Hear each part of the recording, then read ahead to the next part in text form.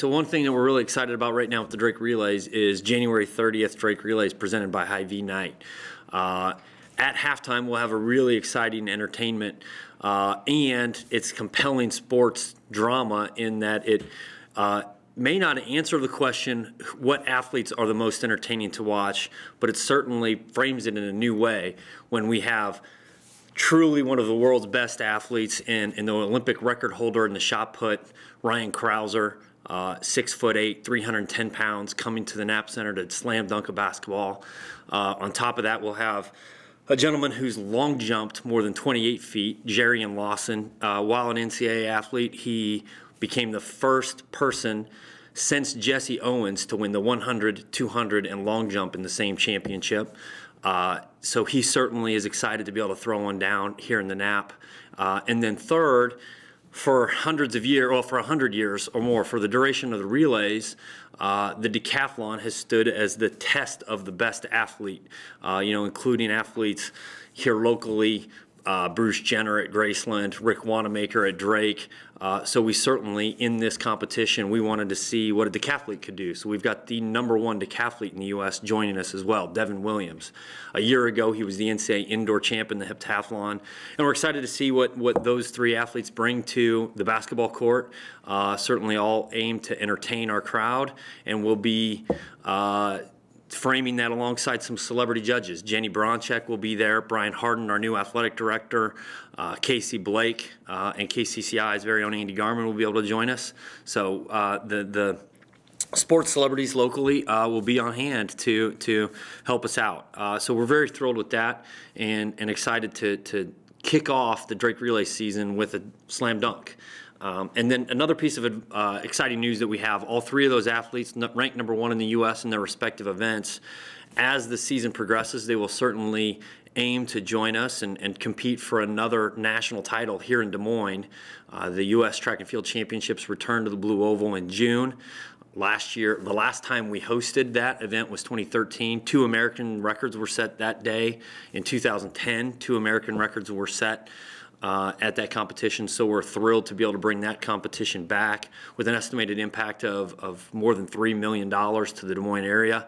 And that event also coincides the same weekend as the Arts Fest downtown. So we know it's going to be an exciting weekend, not only for world-class track and field with America's best athletes in Des Moines, but one of the community's most iconic events happening at the same time.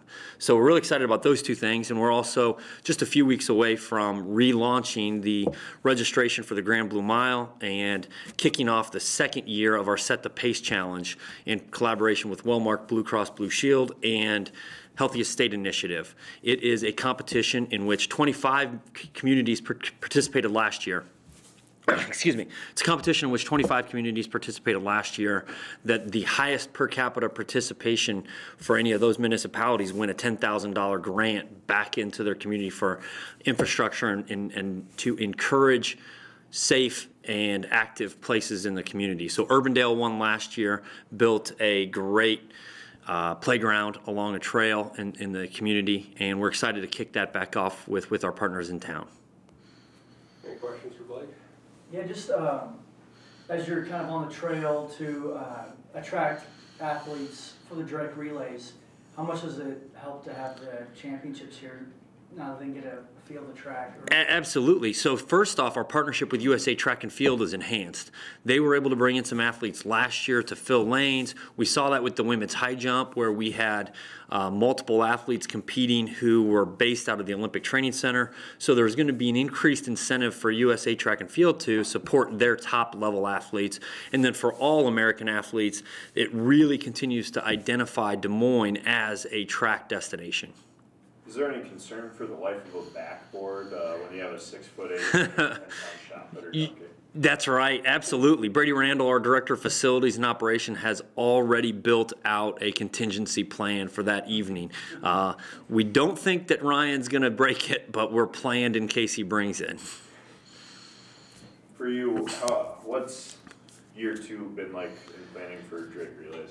Yeah, well, I think right now I'm starting to get a rhythm for the job and starting to understand the timing, have a much better grasp of what we want the meet to look like going forward and what changes are possible underneath the existing infrastructure. So, you know, Brian Brown left a tremendous vacancy and big shoes to fill. So last year, particularly kind of jumping on the train as it had already left the station, had a lot to learn as we went. But right now I've got a feeling that we've got a good grasp on what we want to be able to implement in 2018 and how we can continue to improve what is America's Athletics Classic.